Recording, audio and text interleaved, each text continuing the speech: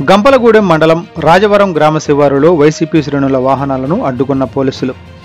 నందిగామలో జరగనున్న అన్నదాత పోరు కార్యక్రమానికి పర్మిషన్ లేదంటున్న పోలీసులు.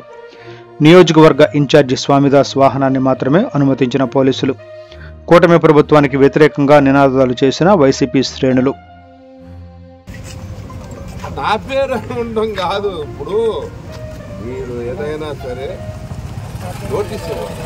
ఇప్పుడు ఈ కారణాల వల్ల మేము ఆపుతున్నాము.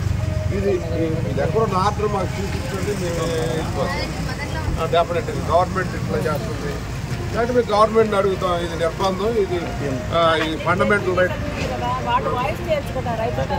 ఏదైతే ప్రోగ్రామ్ ఉందో ఆ ప్రోగ్రామ్కి కొంతమంది